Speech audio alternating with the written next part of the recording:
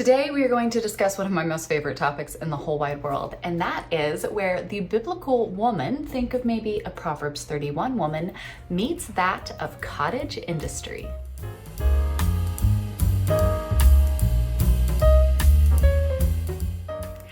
Hey friends, I'm Heidi, the Heavenly Minded Homemaker, and you might be surprised to know this, but business is actually one of my favorite areas of life. It's actually what I went to college for. I've owned my own businesses, worked for different businesses, done different things. It's actually something that I'm just highly passionate about. I find it absolutely fascinating in so many different ways. If I'm actually sitting down and leisurely reading a book, it is most likely going to be business related. That is just what I enjoy. And I think that this topic of cottage industry and business for women is one that is very fascinating, because I think that there are many in the world today that kind of take this, girl boss mentality and career woman and go do all this stuff. And that's not actually what I'm advocating for whatsoever. And so we're going to get into that here today, because I think it is an interesting topic that, again, just really doesn't have much conversation kind of on this from a biblical aspect. So let's get into it. Grab your Bibles and turn with me to Proverbs 31. I think sometimes us ladies don't actually want to pay attention to Proverbs 31. I want us to remember going into this that this is not a checklist that God calls us to make sure we've dotted all the I's and crossed all the T's each and every day. I want us to take this with understandings here, right? The Proverbs are prescriptive, not descriptive. And so don't read this and sink into your chair right now and go, man, I'm the worst woman in the whole wide world, because that's not what we're talking about here. But hear me out. Let's read through this. And then I want to talk about these specific points when it comes to cottage industry. So the wife of noble character, we see here. It says, a wife of noble character, who can find? She is worth far more than rubies. Her husband has full confidence in her and lacks nothing of value. She brings him good, not harm, all the days of her life. She selects wool and flax and works with eager hands. She is like the merchant ships bringing her food from afar. She gets up while it is still night. She provides food for her family and portions for her female servants. She considers a field and buys it. Out of her earnings, she plants a vineyard. She sets about her work vigorously. Her arms are strong for her tasks. She sees that her trading is profitable, and her lamp does not go out at night. In her hand she holds the distaff and grasps the spindle with her fingers. She opens her arms to the poor and extends her hands to the needy. When it snows, she has no fear for her household, for all of them are clothed in scarlet. She makes coverings for her bed. She is clothed in fine linen and purple. Her husband is respected at the city gate, where he takes his seat among the elders of the land. She makes linen garments and sells them. She supplies the merchants with sashes.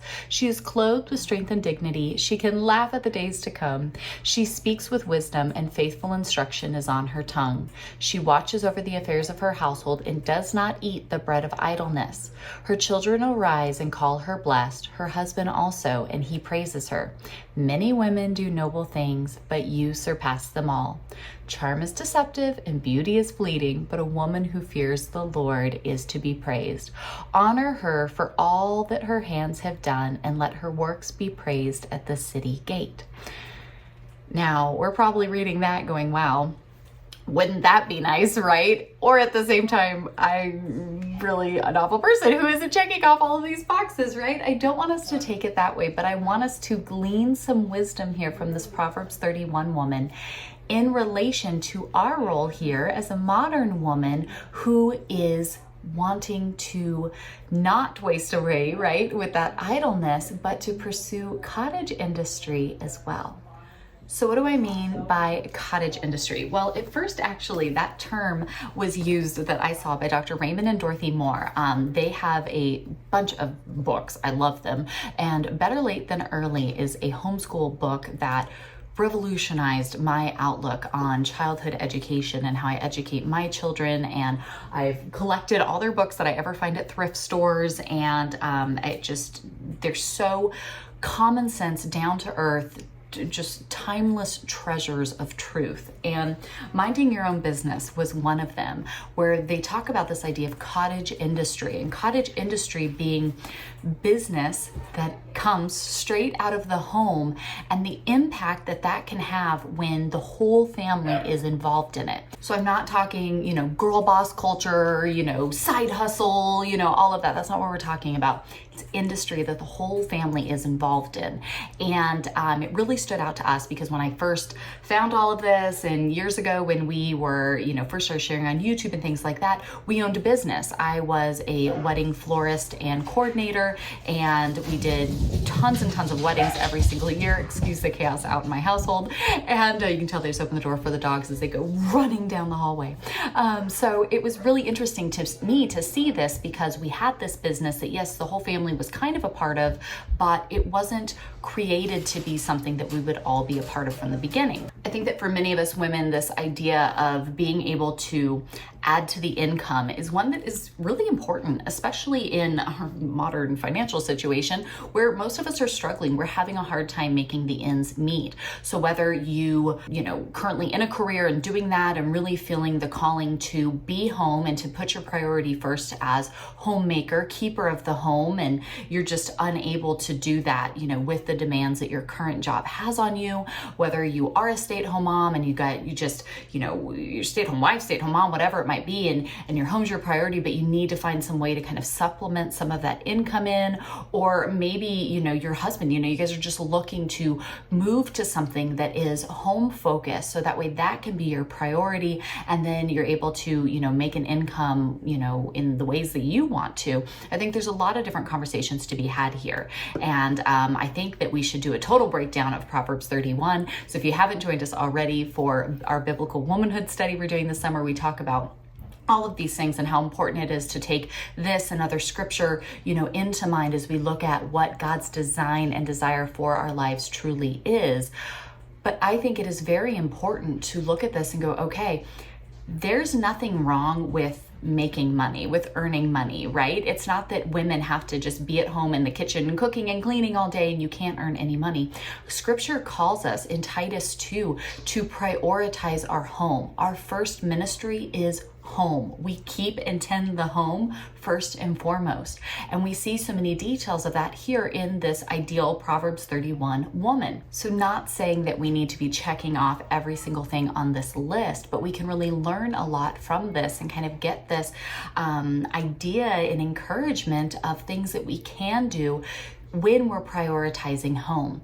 Prioritizing home can absolutely, of course, include things that you're doing to help in the way of just the financial aspect to your family and to your life. And so I love this conversation. Of course, if you guys have more questions you want to know, we can do additional videos and series and things on this. Just leave me a comment down below because I love getting into it. But I want to talk about, I think I've got 5 ways here that taking Proverbs 31 kind of as our inspiration and kind of just the modern, what we have available to us, I think there's really great ways that we can start to create cottage industry right at home, right with our own families, and start making a financial impact while still keeping our priority of being the keeper at home in its rightful place as priority, understanding that is our first and foremost mission field, but growing in these different skill sets of cottage industry that, yes, can be a blessing financially, but also in our own skill sets and those that we're training up our children to have as well. Now, the first thing I want to add, because I think it is that important, is for every woman that I hear from that goes, I'm going to have to go get another job. We can't make ends meet. Everything's too expensive. We need more money. I don't know what to do. I'm going to have to go back to work. I'm going to have to stop homeschooling my kids or whatever it might be. The easiest way to make money is to save money. And I think people hate that advice, but it's so accurate, especially in our modern day. A real deep dive look at where our current budget is going is so important. It is amazing the little things that add up and take our money and make us think that we're not making enough and we have no other choice but to go get a job.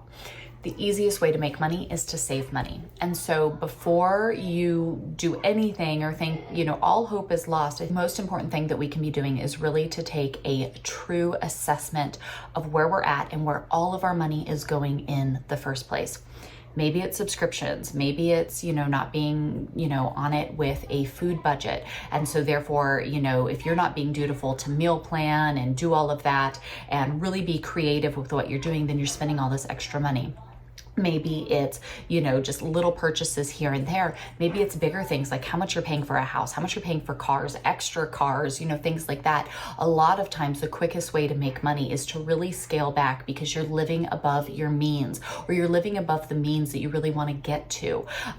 Everybody can make it on a one income household. The Lord is our ultimate provider. When we put our priorities in line to live exactly as the Lord has called us to, He blesses that and He allows that to work through, and we learn a lot of lessons through that. I know for me, we've been living off of no real income for years now, and knowing that the Lord brings before us exactly what it is that we need when we serve Him first and foremost, and we pursue the things that He calls us to live through, He always provides a way. He always opens a door. And if I don't have it today, it's because I don't need it today. And the Lord knows that because He is our good and perfect Father who knows what we need and provides. And so it's really important to look at that. Maybe it is time that, you sell off an expensive car and you get something, cheaper so that it can be paid off. Maybe it's not your dream car, we've been carless for years, so there's many different things that you can do to really cut back how much money is needed and allow yourself to live below your means so that way you can kind of focus and invest in other things. So I just wanted to say that first and foremost, the easiest way to start making money is to save money. A dutiful woman at home who is menu planning and maximizing and doing all of these really resourceful things, kind of like we saw here in the Proverbs 31. I mean, that type of work is priceless. The amount of money you can be saving your family and just the importance that it is for us to be educated on these things so that way we are making the wisest decisions we possibly can with what the Lord has given us is really, really valuable. A quick and easy entrance into cottage industry is to sell what you have. So many of us have excess. You guys know I love simplifying. I've done so many series here of going through stuff, getting rid of stuff, not keeping more than you need, not holding on to excess. We can start in our very own homes selling stuff, taking things that we no longer need.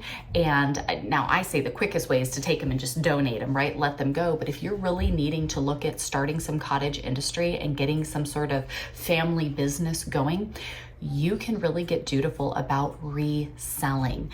There's so many things that you can sell and you can make a serious income off of this. Now, it's something my husband has always actually been really good at. I've told him he's needed to pursue it full time, and we've actually been taking steps to get to that point here now. But there's so many great resources available to us to flip stuff, to resell it. Don't go out and buy a bunch of stuff. You can start with extra things in your own home, but picking up things from garage sales, from thrift stores, from, even friends and family that are wanting to get rid of stuff. All of our friends know that, hey, if you want to get rid of stuff, bring it to our house. We'll sort through it and do all of that and go and donate it or do whatever with it. It's a great way to get extra things and just sell them. eBay. Super easy. Etsy is a great site, especially if you have a lot of vintage things, clothing and stuff. There's things like Poshmark. There's so many different places. Even Facebook Marketplace now is filled with so much of this, but that you can take things and flip them and resell them. So take the excess that you have right in your own home, things that you're not using. It is not blessing your family. It is just clutter at this point. Clean it up, do a little research, and get it out there, get it sold. You're going to start bringing in some money.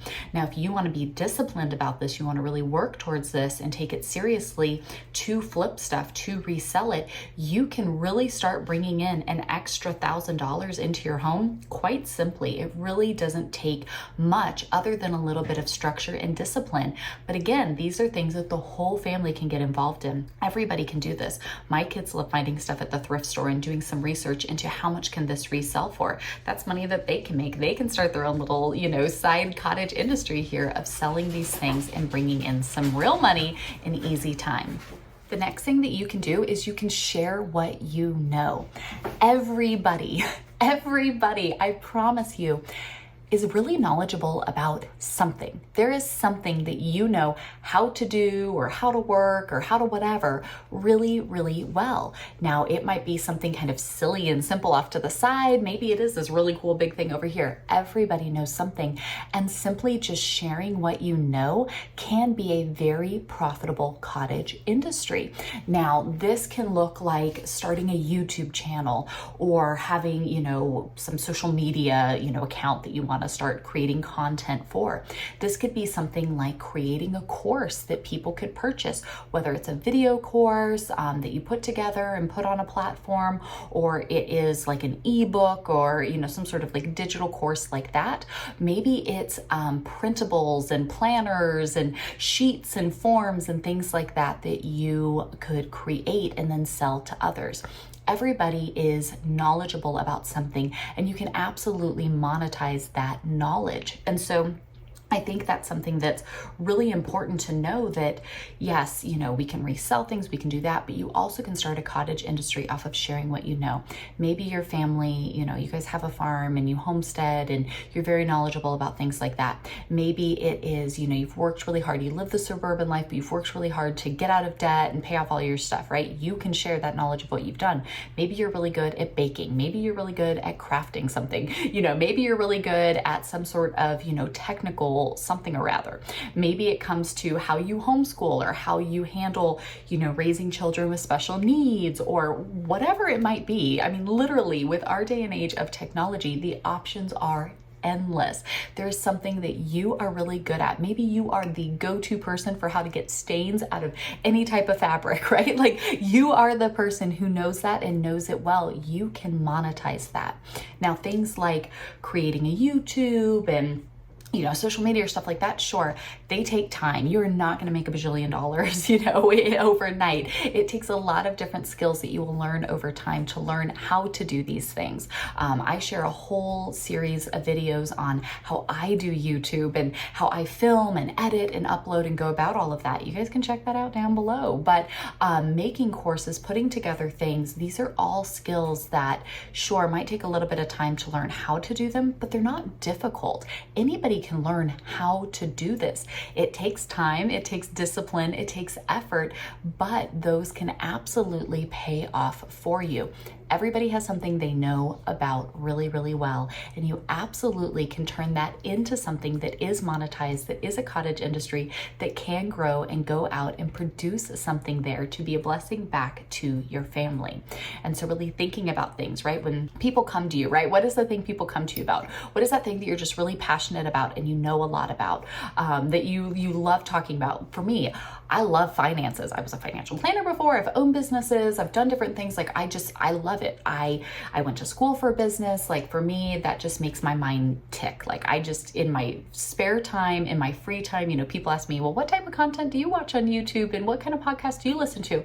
Financial business ones. For me, that's relaxing. Like, that's my enjoyment. That's my entertainment. Like, I just enjoy, if I'm just, hey, I'm going to sit down and relax for a little bit. Let me listen to this podcast on, financial something or rather, or something going on with the stock market, or something going on with real estate, or something going on with whatever. Like, I just enjoy that, even if it's not a priority in my life. Like, I just enjoy that type of stuff.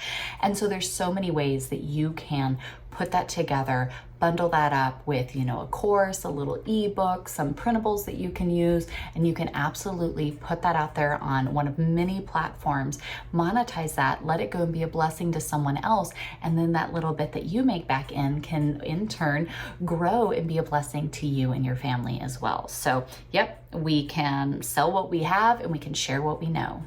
Another thing that you can absolutely do is create what others love. Let me share. A friend here on YouTube, she makes these beautiful little yarn puppies. They're so cute. She makes these and sells these. She made me one and I keep it here and I think of her all of the time.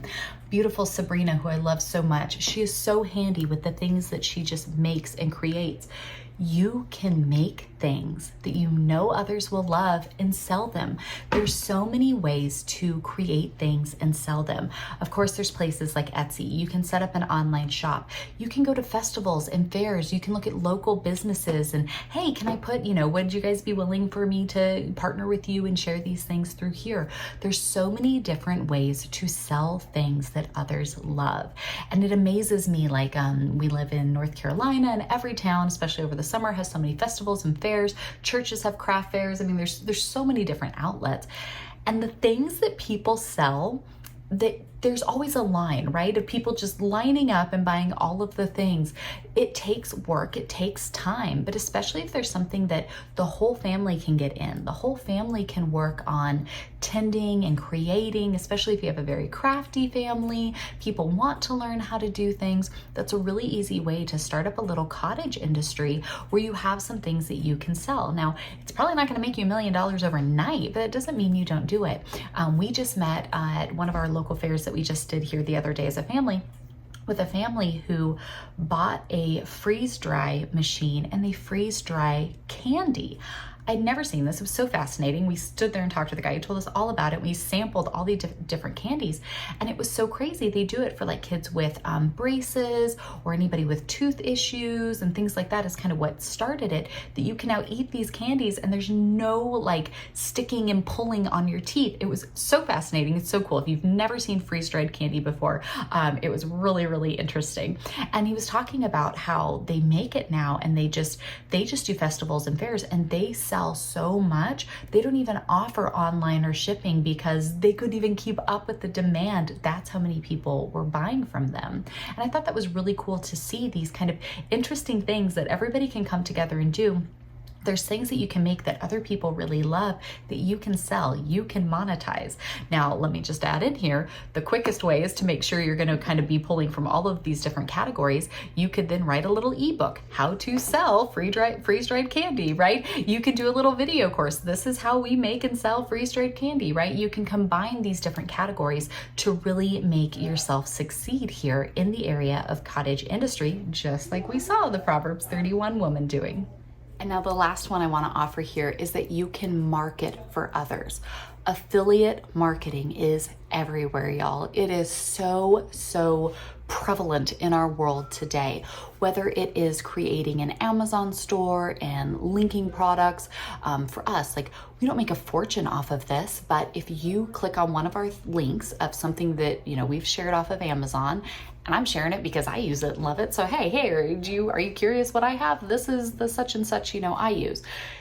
We get a very small percentage back. So it's not huge, but like you get something back.